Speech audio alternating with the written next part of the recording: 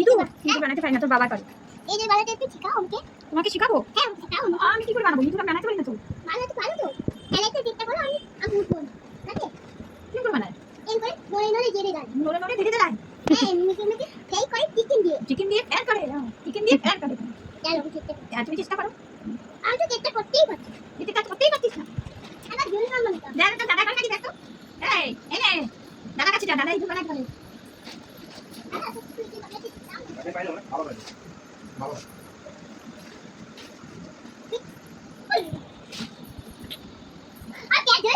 পেরেছিস?